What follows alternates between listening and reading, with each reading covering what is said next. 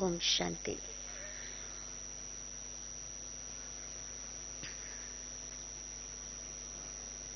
हम बाबा के बच्चे राजयोगी सो सहज योगी कहलाते हैं। एक तरफ बाबा कहते हैं कि ये सहज योग है, और दूसरी तरफ बाबा हमें बतलाते हैं कि इसी राजयोग और सहज योग के मार्ग पर बहुत सी बातें हमारे सामने आती हैं। बाबा है विघ्नेश्वर, विघ्नहर्ता। जैसे बाबा विघ्नों का विनाश करने वाला है, ऐसे ही बाबा हम बच्चों को भी टाइटल देते हैं कि तुम बच्चे भी उस विघ्नेश्वर बाबा के बच्चे, उस विघ्नहर्ता बाबा के बच्चे, न केवल स्वयं के विघ्नों का नाश करने वाले हो, लेकिन साथ साथ अनेकों के विघ्नों का नाश करने वाले हो। लेकिन हम ये देखते हैं इस मार्ग पर चलते चलते कभी कभी ऐसी बातें हमारे सामने आती हैं कि न चाहते हुए भी, कोई भी ये नहीं चाहता है कि विघ्न हमको रोकें या हमारा पुरुषार्थ ढीला हो जाए, लेकिन फिर भी न चाहते हुए भी हम ऐसा देखते हैं कि जैसी हमारी अवस्था रहनी चाहिए वैसी अवस्था नहीं रहती है। तो सबसे पहले सवाल ये उठता है कि निर्विघ्न अवस्था कहाँ किसको जाता है। निर्विघ्न अवस्था, इसका अर्थ है कि विघ्न तो आएंगे, लेकिन विघ्नों का प्रभाव मेरी अवस्था पर ना पड़े। ये नहीं है कि विघ्न होंगे ही नहीं, विघ्न तो आएंगे, लेकिन उनका प्रभाव जो है वो मेरी अवस्था पर ना पड़े। अवस्था इतनी स्ट्रांग, इतनी स्टेबल हो, इतनी मजबूत हो, इतनी स्थिर हो, इतनी स्थायी हो कि कैसी भी बात मेरे सामने आए, कैसी भी समस्या मेरे सामने आए, लेकिन उस समस्या में भी, उस विघ्न में भी मैं अपने आप को अचल और अडोल रख सकूं। तो ऐसी हम अवस्था अपने कैसे मजबूत बनाएं? अर्थात जो बाधाएं हैं मेरे रास्ते में आती हैं, वो बाधाएं मेरे पुरुषार्थ के मार्ग में रुकावट ना बने, इसको कहा जाता है निर्विघ्न अवस्था। अगर हम आपसे ये पूछेंगे कि कौन कौन से विघ्न आपके सामने आते हैं, तो मैं समझती हूं कि आप में से अगर भाई बहनों से पूछा जाए और उनको लिखा जाए तो एक बहुत लंबी लिस्ट निकल आएगी। लेकिन मूलतः अगर हम देखते हैं कि हमें 4 प्रकार से या 4 तरफ से हमको विघ्न आते हैं। सबसे पहली बात स्वयं से। अब स्वयं किस प्रकार से आते हैं? स्वयं की कोई कमी, कोई कमजोरी, कोई ऐसी पुरानी आदत, कोई ऐसा हमारा संस्कार, हमारा स्वभाव, हमको मालूम है कि ये मेरी नेचर है, ये मेरी कमजोरी है। उस कमजोरी को हम निकालना चाहते हैं, लेकिन फिर क्या होता है, वही कमजोरी मेरे पुरुषार्थ के मार्ग में, इस ज्ञान मार्ग में या मेरे आगे बढ़ने में एक विघ्न रूप बन जाती है। उदाहरण के तौर पर मान लीजिए किसी का स्वभाव जो है वो बहुत सेंसिटिव है, यानी नाजुक दिल वाला है। और जो नाजुक दिल वाला होता है तो क्या होता है, समझो किसी ने कुछ कहा और सामने वाले ने कहा और मैंने उसको दिल पे ले लिया। अब अगर मैंने उसको दिल पे ले लिया तो क्या होगा? आप सोचिए, उस समय अगर मैं योग लगाना चाहूं और ज्ञान को डाइजेस्ट करना चाहूं, तो क्या उस समय मेरा योग लगेगा? लगेगा? सोचो आप। उस समय वो याद नहीं होती है। हमने कईयों को देखा है, वो क्या करते हैं, समझो सेंटर पर आए या बाबा के कमरे में जाके बैठे, तो वो याद नहीं करते हैं लेकिन फरियाद करते हैं। होता है ना ऐसा? अब ज्ञान सुनाओ भी, ज्ञान सुन रहे हैं, मुरली सुन रहे हैं, लेकिन बुद्धि कहीं और है, क्योंकि मन पर वो बात ली हुई है। अब कहने वाले ने कह दिया, कहने वाले का स्वभाव क्या है? कहना। और आपका स्वभाव है सेंसिटिव, नाजुक, उसको मन पर ले लेना। अब मैंने उसको मन पे ले लिया, उसने अपने स्वभाववश मुझे कुछ कह दिया और मैंने मन पर ले लिया, नुकसान किसका हुआ? नुकसान किसका हुआ? योग किसका नहीं लगा?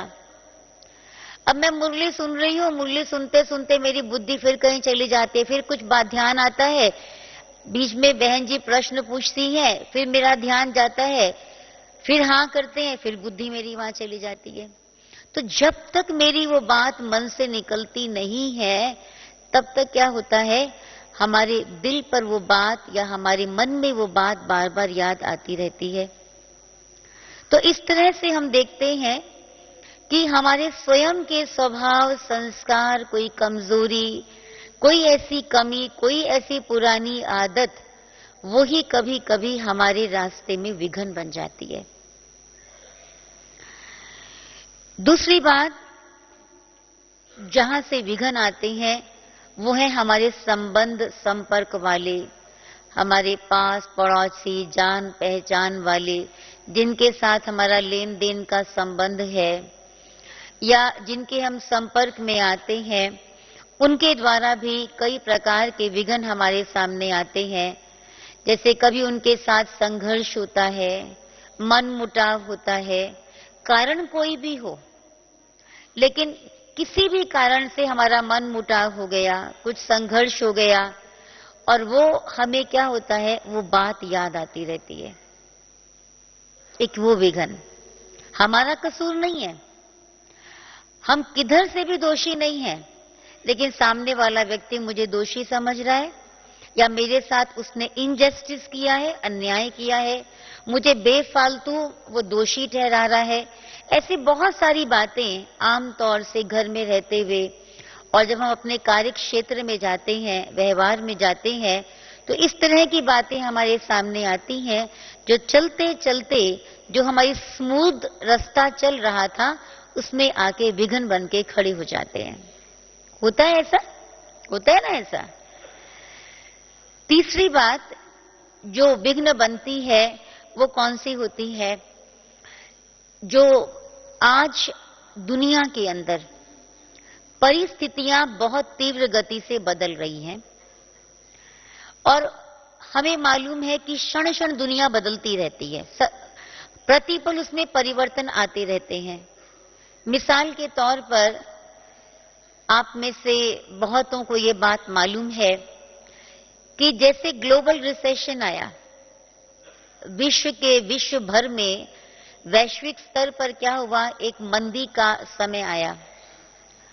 अब बहुत ऐसे होंगे जिनके पास बहुत कुछ था, लेकिन जब वो अचानक समय आया, जो कुछ था सपने में सोचा भी नहीं था, संकल्प भी नहीं था, और क्या हुआ, आर्थिक गिरावट आ गई। अब मान लीजिए इस तरह का एक मेरे सामने विघ्न आ जाए, और जब फाइनेंशियल लॉस होता है, जब कोई आर्थिक नुकसान होता है, तो उसमें अपनी स्थिति को अटल बनाए रखना, अचल बनाए रखना, ये उसके लिए बहुत अंदर की शक्ति चाहिए। और हमने देखा है कि कई बार ऐसा होता है कि इस चीज को, इस विघ्न को हम सह नहीं पाते हैं, उसको पार नहीं कर पाते हैं, उसका असर हमारे मन पर आ जाता है। या इसी प्रकार से मान लीजिए हम बहुत सालों से बिल्कुल स्वस्थ चल रहे थे, बहुत बाबा की सर्विस करते थे, जब से ज्ञान में आए, जब से ये अलौकिक जन्म मिला, तब से लेकर काफी लंबे काल तक हमने बाबा की बहुत सेवा की, हमारा स्वस्थ जीवन था। अचानक हमको मालूम पड़ता है ये बीमारी आ गई। वो भी एक प्रकार का विघ्न हो सकता है। जैसे आपने 2 दिन पहले सुना, 10 तारीख को क्या हुआ, वो साइक्लोन आया। आपको मालूम है बहुत सारी फ्लाइट्स डिले हुई। कईयों ने सुना महाराष्ट्र में था, गुजरात में था। तो कईयों के मन में ये आया कि पता नहीं अभी कहा, जब गुजरात में आया कुछ भी होगा, बहुत बरसात होगी। जैसे बॉम्बे में बहुत बरसात हुई, कईयों के मन में आया कि जाएं या नहीं जाएं। तो ऐसी जो बातें आती हैं, जो बाहरी वातावरण से, बाहरी परिस्थितियों से, जो संसार के अंदर अप्स एंड डाउन्स होते रहते हैं, फ्लक्चुएशंस होती रहती हैं, क्योंकि कभी भी संसार एक जैसा तो था नहीं और ना एक जैसा रहने वाला है। परिस्थितियां बदलती रहती हैं, तो कभी कभी वो परिस्थितियां भी हमारे लिए विघ्न का कारण बन जाती हैं। और चौथी बात वो कौन सी है, कहां से हमको विघ्न आते हैं, वो है ब्राह्मण परिवार से। विद इन द ब्राह्मण फैमिली कई ऐसी बातें सामने हमारे आती हैं। अब देखिए, जब बाहर वालों से आएंगी, उन विघ्नों को क्रॉस करना, उन विघ्नों को पार करना शायद हमारे लिए ज्यादा सहज है, बजाय कि जो ब्राह्मण परिवार से आते हैं। और फिर कभी कभी मन में कई प्रकार के संकल्प उत्पन्न होते हैं। किस प्रकार के संकल्प उत्पन्न होते हैं? ये तो ब्राह्मण परिवार है, ये तो डायरेक्ट भगवान के द्वारा रचा हुआ परिवार है, यहां पर ऐसा क्यों? ये तो बाबा के बच्चे हैं, ये ऐसा क्यों करते हैं? इस तरह के कई सवाल मन के अंदर उत्पन्न होते हैं, जो हमारी अवस्था को जैसी होनी चाहिए वैसा वो रहने नहीं देते हैं। तो इसीलिए हमें अपनी अवस्था निर्विघ्न बनानी है। उसके लिए हम क्या करें? अगर हम देखें हमारा लक्ष्य क्या है, बाबा ने हमको क्या कहा? एक तरफ ये विघ्न आते हैं और दूसरी तरफ बाबा ने हमको क्या कहा है, हमारा लक्ष्य क्या है? देवता बनना, संपूर्ण और संपन्न बनना। या बाबा ने जैसे कहा है, ब्राह्मण सो फरिश्ता सो देवता, यानी अभी हमें फरिश्ता बनना है। तो लक्ष्य हमारा इतना ऊंचा, और हमारी जब लक्ष्य इतना ऊंचा है और छोटे छोटे हम विघ्नों से घबरा जाएं, तो क्या ये शोभता है? आप सोचो, लक्ष्य हमारा कितना ऊंचा, हमको देवता बनना है। आपको याद होगा बाबा ने रिसेंटली एक साकार मुरली में कहा है, ये लास्ट वीक की मुरलियों में से मुरली है, इसमें बाबा ने कहा है, ये ऊंचे से ऊंची पढ़ाई है और ये ऊंचे से ऊंचा इम्तिहान है। बाबा ने हमको ये भी बताया है कि बच्चे, ये बहुत लंबी और ऊंची मंजिल है। बाबा हमको ये भी कहते हैं, जब तक जीना है तब तक ज्ञान अमृत पीना है। ये भी बाबा ने कहा है। और बाबा ने क्या कहा है, इस ज्ञान मार्ग के अंदर अनेक बातें आएंगी और अंत तक आती रहेंगी। अगर बाबा की आप अव्यक्त मुरलियां उठाओ, लेटेस्ट अव्यक्त मुरलियां भी अगर आप बाबा के लो, तो बाबा हमें क्या कहते हैं, बच्चे केवल अंत तक नहीं आएंगे, लेकिन अचानक आएंगे। शायद वो बातें भी आएंगी जो हमने कभी भी इमेजिन भी नहीं की होंगी, सोचा भी नहीं होगा, हमारे दिलो दिमाग में भी नहीं होगा, वो बातें भी आएंगी। जब बाबा ने हमको बता दिया है कि ये सब होना है, तो फिर मेरी अवस्था कैसी होनी चाहिए? बाबा के महावाक्यों को साकार करने वाला कौन? हम बाबा के बच्चे बराबर है। बाबा ने हमको टाइटल दिया है ना कि बच्चे तुम विघ्न विनाशक हो, और बाबा इसी संदर्भ में हमें कई टाइटल देते हैं। जैसे बाबा कहते हैं बच्चे तुम महावीर हो, तुम हनुमान हो, तुम ही गणेश हो, बाबा कहते हैं ना। बाबा ने कितने टाइटल हमको दिए हैं। अब बाबा के महावाक्यों को साकार करने वाला कौन है? वो तो हम बच्चे हैं, हमको ही साकार करना है। तो जब बाबा ने हमको बता दिया है कि बच्चे ये सब होगा, लेकिन फिर भी तुमको बनना है, तो इसके लिए मुझे अपनी निर्विघ्न अवस्था बनानी जो है वो बहुत जरूरी है। लेकिन सवाल ये उठता है, जबकि हम चाहते हैं कि विघ्नों का असर मुझ पर ना हो, लेकिन क्यों ऐसा होता है? क्यों उनका असर मेरे ऊपर हो जाता है?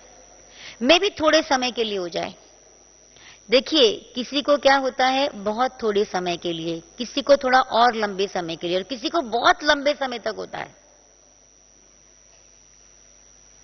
तो क्यों विघ्नों का असर हमारे ऊपर होता है? उसका कारण क्या है? विघ्न कौन से आते हैं, क्या क्या आते हैं, उनकी डिटेल्स में हम नहीं जाएंगे। सवाल ये है, मुझे अपनी अवस्था को स्ट्रांग बनाना है, और ये सब बातें आने वाली हैं। तो हमको ऐसा लगता है उसका मुख्य कारण क्या है? क्यों हम विघ्नों को पार करके आगे बढ़ते रहें और आगे ही बढ़ते रहें, हमारी प्रोग्रेस होती रहे? उसका एक मुख्य कारण है कि हमारी विघ्नों के प्रति अप्रोच सही नहीं है। अर्थात विघ्नों को जो देखने का तरीका है ना, वो सही नहीं है। जब हमारे पास कोई विघ्न आता है तो हम आमतौर से क्या कहते हैं? हम उनको किस दृष्टि से देखते हैं? ये मेरे पास प्रॉब्लम आ गई, ये डिफिकल्टी आ गई, ये समस्या आई। हम उसको रास्ते का रोड़ा, मार्ग की रुकावट इस रूप में देखते हैं, एक बाधा के रूप में देखते हैं। मेरी प्रोग्रेस के रास्ते में ये बाधा है, हम इस प्रकार से उसको देखते हैं। लेकिन अगर हम विघ्नों के प्रति अपनी अप्रोच को सही कर लें, उसको देखने का तरीका हमारा बदल जाए, तो जो विघ्न मुझे बहुत डिफिकल्ट महसूस होता है, ऐसे लगता है कि उसको मैं कैसे पार करूं, तो शायद वो विघ्न इतना डिफिकल्ट आपको नहीं लगेगा, और वो विघ्न नहीं लगेगा, और वो अप्रोच क्या है उसके प्रति। तो आप उसको अपने उन्नति के रास्ते में बाधा या रुकावट या उसको रास्ते का रोड़ा नहीं समझो, लेकिन उसको क्या समझो? आप ये समझो कि ये मंजिल तक पहुंचाने के लिए एक जरिया है, एक उसका माध्यम है। किस तरह से एक माध्यम है? देखिए, हमारी मंजिल क्या है? आप सोचो, जैसे मैंने आपको पहले बताया, हमारी मंजिल क्या है? बोलिए, हमारी मंजिल क्या है? देवता बनना, फरिश्ता बनना, बाप समान बनना, संपन्न बनना, संपूर्ण बनना। अब सब शब्दों को ध्यान से सोचिए। अब जब मेरी मंजिल ये है, कोई भी अगर हाईएस्ट गोल को प्राप्त करना होता है, अगर ऊंची चीज को प्राप्त करना होता है, तो ऊंची चीज को प्राप्त करने के लिए कई रास्तों को, कई बातों को तय करना पड़ता है। जैसे आप देखिए, ये जो अवस्था है हमारी, बाप समान, संपन्न या संपूर्ण अवस्था, या फरिश्ते की स्टेज, ये बहुत ऊंची स्टेज है। जब कोई चीज रिफाइन की जाती है, तो रिफाइन करने के लिए उसको कई प्रोसेस से निकलना पड़ता है, तब वो रिफाइन होती है। आप देखिए, जो एरोप्लेन्स के अंदर फ्यूल यूज करते हैं, वो बहुत रिफाइन होता है, और उसका जो बेस प्रोडक्ट होता है, यानी जहां से वो फ्यूल निकलता है, पेट्रोल जहां से निकलता है, केरोसिन जहां से निकलता है, वैक्स जहां से निकलता है, ऐसे और भी कई चीजें हैं। ये सब चीजों का जो बेस है वो पेट्रोलियम ही है, एक ही है। लेकिन जो एयरप्लेन में फ्यूल यूज किया जाता है वो बहुत रिफाइन होता है, उसको बहुत सारे प्रोसेस से गुजरना पड़ता है, तब वो उसमें यूज करने के लायक बनता है। अब मेरी अवस्था इतनी ऊंची मुझे बनानी है तो मुझे कई प्रोसेस से गुजरना तो पड़ेगा ना। आप देखिए, हम साधारण सी एक बात, कई बार ये मिसाल आप लोग देते होंगे और सुनते होंगे, एक छोटा सा हम घर में कोई सामान खरीदते, मटका भी खरीदते हैं ना मिट्टी का, उसको भी ठोक ठोक के लेते हैं। बर्तन भी लेते हैं तो देखते हैं कि ये कहीं क्रैक तो नहीं हो जाएगा, देखते हैं ना हम। तो इसी प्रकार मेरी इतनी मंजिल ऊंची है, तो हम ये समझे जो हमारी अप्रोच है विघ्न को देखने की, वो क्या है, क्या हम समझे कि ये मुझे आगे बढ़ाने के लिए, मेरी मंजिल तक पहुंचाने के लिए एक वे है, एक रास्ता है, एक जरिया है। जैसे मैं आपको मिसाल देती हूं, आपने प्लेन को कभी लैंड होते हुए देखा होगा, देखा है प्लेन को लैंड होते हुए आपने? जब प्लेन लैंड करता है, जब नीचे उतरता है, आप ऊपर जब उसको देखेंगे आसमान में, जब प्लेन को आप देखते हैं तो उसके आपको पहिए कहीं नजर नहीं आते हैं। नजर आते हैं उसके पहिए कहीं पर, जब ऊपर वो जा रहा होता, उड़ रहा होता, नहीं आते हैं। जब लैंड करने वाला होता है और जब ऊपर वो उड़ता है प्लेन, उसकी स्पीड बहुत ज्यादा होती है। अब जब उसको नीचे उतरना है, एयरपोर्ट पर लैंड करना है, अब लैंड करने से पहले उसे क्या करना होगा, थोड़ी अपनी स्पीड कम करनी पड़ती है। तो क्या होता है, उतरने से थोड़े समय पहले उसके जो पहिए होते हैं वो खुल जाते हैं। अगर वो पहिए खुले नहीं तो उसकी स्पीड कम होगी नहीं, और अगर उसकी स्पीड कम नहीं होगी और प्लेन नीचे उतर गया जमीन पर, तो क्या होगा, क्या होगा? जो यात्री थे वो अपनी मंजिल पर पहुंचेंगे नहीं। समझे आपने? अब मंजिल तक आने के लिए प्लेन को एक जगह से दूसरी जगह आना है, उसके लिए क्या करना पड़ता है, उसको वो पीछे के जो डैम्पर्स हैं वो खोलने पड़ते हैं। अगर वो डैम्पर्स खुले नहीं तो स्पीड कम हो नहीं और यात्री और प्लेन अपनी मंजिल तक पहुंचे नहीं। ऐसे मैं आपको दूसरा एक मिसाल देती हूं। शायद आप में से कोई ने पैराशूट देखा होगा। पैराशूट बंद होता है, अब जब उससे छलांग लगाते हैं, जैसे ही वो पैराशूट पहनते हैं तो पैराशूट एकदम खुल जाता है। आपको मालूम है खुलने से क्या होता है, उसकी स्पीड कम हो जाती है और वो धीरे धीरे धीरे धीरे नीचे आता है। और अगर पैराशूट खुले नहीं, स्पीड कम हो नहीं, तो जो धरती की गुरुत्व आकर्षण है, जो उसका ग्रेविटेशनल पुल है, व्यक्ति सीधा उसमें आके धड़ाम से नीचे गिरेगा। बराबर? तो मेरा कहने का भाव क्या है कि जो विघ्नों को समझते हैं कि हमारे रास्ते में एक बाधा है, रुकावट है, मेरी मंजिल में पहुंचने के लिए ये बार बार बीच में एक ऑब्स्ट्रक्शन आती है, उसको ऐसा न समझकर हम ये समझें कि ये मेरी मंजिल तक पहुंचाने के लिए एक जरिया है, एक तरीका है, और इसी तरीके से हम आगे बढ़ते रहेंगे। इसीलिए हम अप्रोच सही करने के लिए हम क्या करें, अपनी अप्रोच को सही करने के लिए हम क्या करें। देखिए, जब हमारी अप्रोच सही नहीं होती है तो हम क्या करते हैं, हमारी एनर्जी वेस्ट होती है, हमारा टाइम वेस्ट होता है, हमारी अवस्था बिगड़ती है। दूसरी बात, हम क्या करते हैं, हम दूसरों को दोषी ठहराना शुरू करते हैं। मेरा दोष नहीं है, या तो बाहर किसी का दोष है या तो व्यक्ति का दोष है। और जब मैंने दूसरों को रिस्पॉन्सिबल ठहराया उस विघ्न का, तो हम प्रयास करना, पुरुषार्थ करना, एफर्ट करना बंद कर देते हैं। और जब मेरा एफर्ट बंद हो गया तो आप सोचिए आगे कैसे बढ़ेंगे। इसलिए कहा अपनी अप्रोच को सही करो, और उस अप्रोच को सही करने के लिए बाबा ने बहुत सारी युक्तियां हमको बतलाई हैं। और वो युक्तियां कौन सी हैं, जैसे बाबा कई बार कहते हैं कि बच्चे आप तो योद्धा हो, और जब योद्धा हो तो योद्धा कहां होता है, युद्ध के क्षेत्र में होता है। और योद्धा जब युद्ध के क्षेत्र में होता है तो उसे क्या करना होता है? हिम्मत रख के उसको लड़ना होता है, युद्ध करना होता है। वो अपनी हिम्मत नहीं हारता है। तो जब हम योद्धा हैं और मेरे सामने विघ्न आया तो मुझे हिम्मत हारने की आवश्यकता नहीं, मुझे बहादुर बनना है। और दूसरी बात बाबा क्या कहते हैं हमेशा, बच्चे सर्वशक्तिमान बाबा तुम्हारे साथ है। उन योद्धाओं के साथ तो उनका सेनापति हो या ना हो, वो अकेले हैं या संगठन में हैं, हमारे तो साथ बाबा है। दूसरी बात बाबा क्या कहते हैं कि बच्चे तुम तो खिलाड़ी हो, प्लेयर्स हो। जैसे खिलाड़ी लोग कहाँ जाते हैं? खेल के मैदान में जाते हैं तो वो क्या करते हैं? वो खिलाड़ी बनके खेल को हंसते हंसते खेलते हैं। आजकल तो वैसे भी मैचेस बहुत कॉमन है, आपने देखा होगा।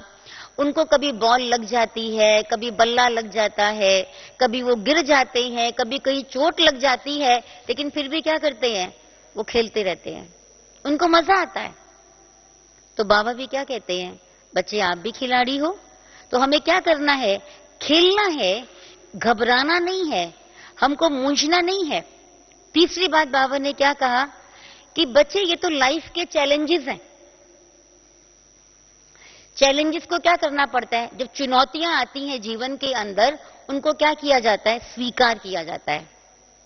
हिम्मत हार के बैठा नहीं जाता है, उनको स्वीकार करके आगे बढ़ा जाता है। तो ऐसे मेरे सामने विघ्न आए, किसी के द्वारा भी विघ्न आए, लेकिन मुझे क्या करना है? उनको स्वीकार करना है। चौथी बात बाबा ने क्या कही है? बाबा कहते बच्चे ये तो ट्रायल्स हैं। ट्रायल्स में क्या होता है? ट्रायल्स किस लिए मुझे आते हैं? मुझे जज करने के लिए कि मैंने ज्ञान को अपने जीवन में कितना धारण किया है। जैसे किसी का कोई ट्रायल करते हैं ना, तो ये भी ट्रायल्स हैं कि मैंने जीवन को कहां तक धारणा युक्त बनाया है, कितना ज्ञान युक्त बनाया है, कितना योग युक्त बनाया है। और ऐसे ही बाबा कहते हैं कि बच्चे ये तो परीक्षाएं हैं, तो परीक्षाओं को क्या करना होता है? पास करना होता है। तो बाबा ने समय प्रति समय हमें बहुत सी युक्तियां बतलाई हैं। बाबा कहते हैं बच्चे आप तो मेरे विजयी रतन हो, विजय आपका जन्म सिद्ध अधिकार है, विजय आपके गले का हार है, आप तो शिव शक्ति सेना हो, आप पांडव सेना हो। और पांडवों के साथ कौन था? शिव शक्तियों के साथ कौन है? तो जब विजय मेरे गले का हार है, विजय मेरी हुई पड़ी है, तो इन बातों को अपने सामने रख के हम विघ्नों के प्रति अपनी अप्रोच को चेंज करें। लेकिन एक बात बाबा ने हमें कह तो दिया तुम विजयी रतन हो, सफलता आपका जन्मसिद्ध अधिकार है, लेकिन इसका मतलब ये नहीं कि हमको सफलता या विजय ऐसे ही मिल जाएगी। विघ्न आते रहे, हम ये सोच के बैठे हैं विजय मेरा जन्मसिद्ध अधिकार है और मुझे विजय मिल गई, ऐसा नहीं होता है। ऐसा कहा गया है everything is subjected to some condition. कोई भी चीज की जब हमें कुछ प्राप्ति होती है वो कब होती है? जब उसके लिए हमें कुछ करना होता है।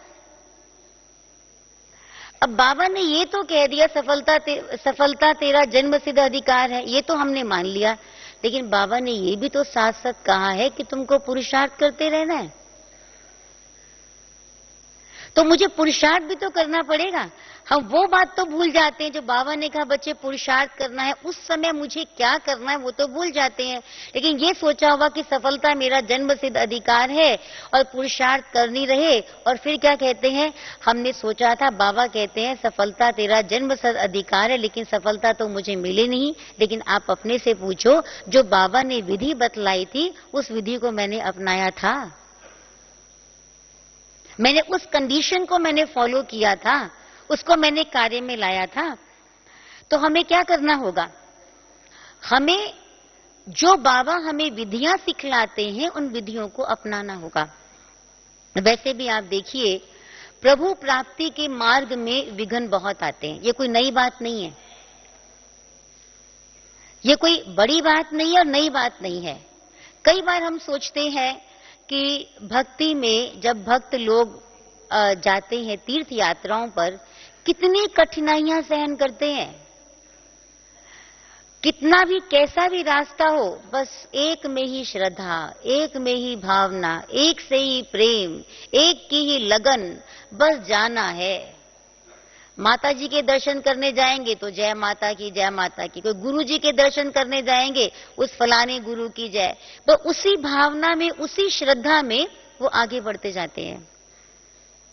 और बाबा ने तो हमें न केवल ज्ञान दिया है, लेकिन ज्ञान के साथ उसको यूज करने का तरीका भी सिखाया है। तो इसीलिए हमें जो बाबा विधियां बताते हैं समय प्रति समय, उन विधियों को हमें यूज करना जरूरी है। लेकिन शायद जो मैंने बातें आपको सुनाई, वो बातें हम सभी जानते हैं। लेकिन होता क्या है, जानते तो हम सारे हैं, करना भी हम चाहते हैं, लेकिन जिस समय मुझे जो बात याद आनी चाहिए, जिस समय जो बात को मुझे यूज करना चाहिए, वो बात या तो याद आती नहीं, और अगर याद आती है तो उसको यूज नहीं करते हैं। यूज क्यों नहीं करते हैं?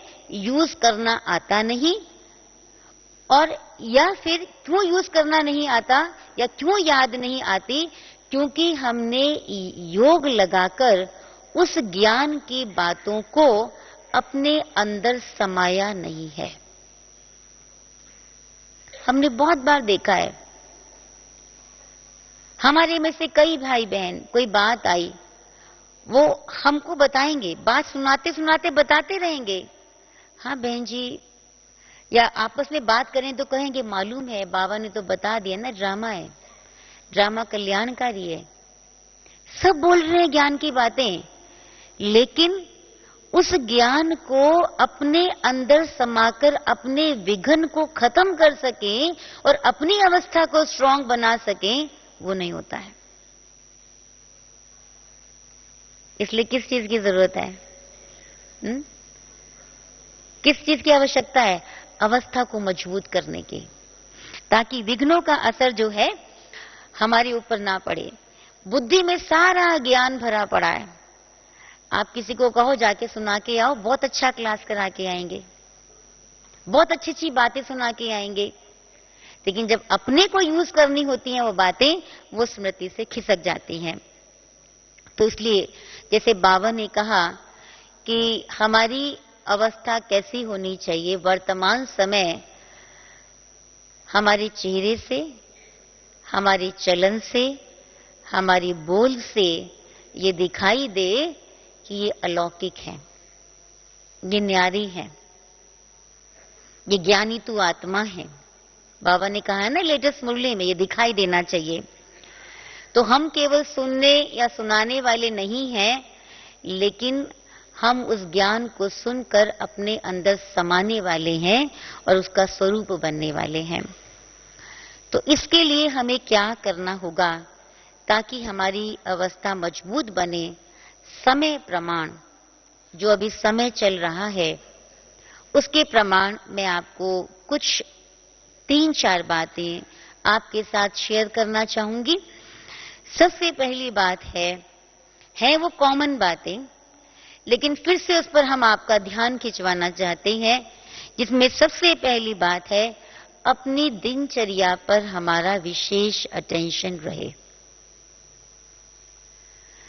देखिए, दिनचर्या पर अटेंशन न होने के कारण क्या होता है, जाने अनजाने हमारी शक्ति की बहुत लीकेज होती रहती है और हमको पता नहीं लगता।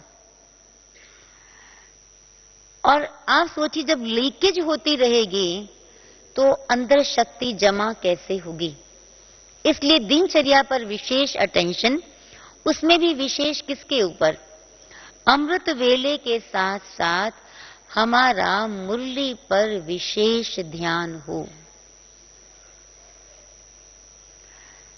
आप में से सभी भाई बहन के मन में शायद ये विचार आएगा, मुरली तो हम रोज पढ़ते हैं, रोज सुनते हैं।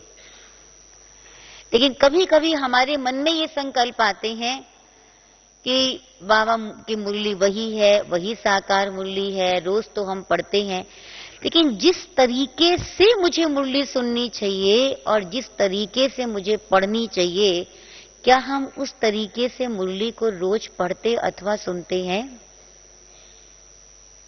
अपने आप से पूछना,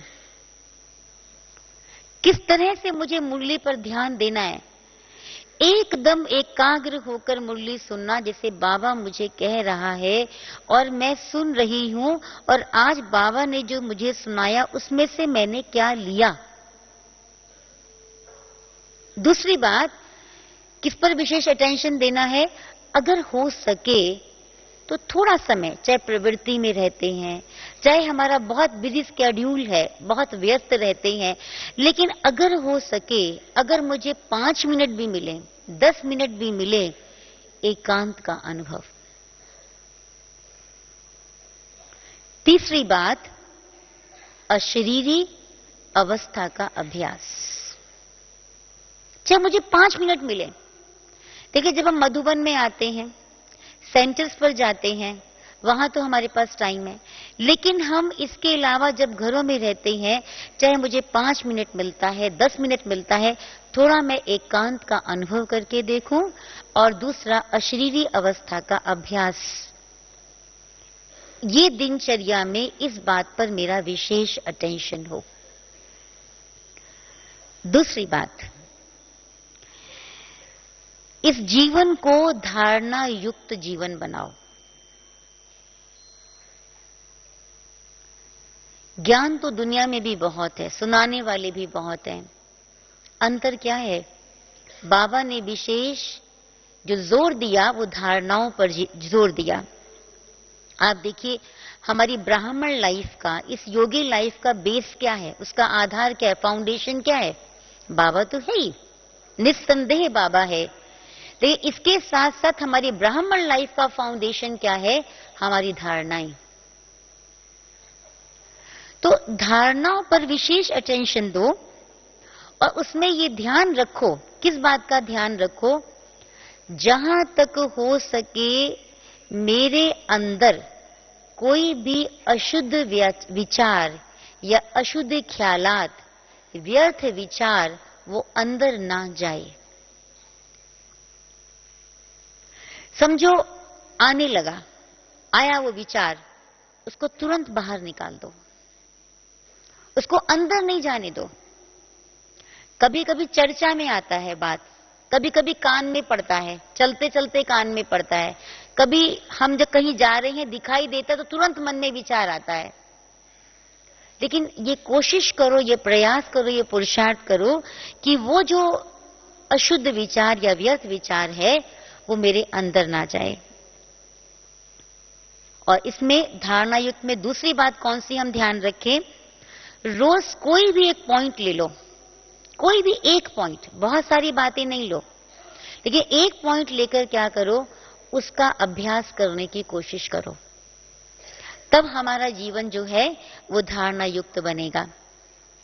और धारणा में ही तीसरी बात, जब हम कर्म और व्यवहार में आते हैं तो कर्म और व्यवहार में 2 बातों की स्मृति पक्की करो, और वो स्मृति है करन करावनहार बाबा है और मैं निमित्त हूं।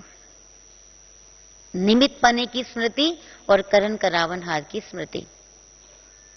तो इस प्रकार का अगर हमारा जीवन धारणा युक्त जीवन होगा, जितना हमारा जीवन धारणा युक्त होगा उतनी हमारी अवस्था मजबूत बनेगी। जितनी अवस्था मजबूत बनेगी उतना ही हम विघ्नों को पार करने में सक्षम हो सकेंगे। तीसरी बात, समय अनुसार 2 शक्तियों की आवश्यकता है।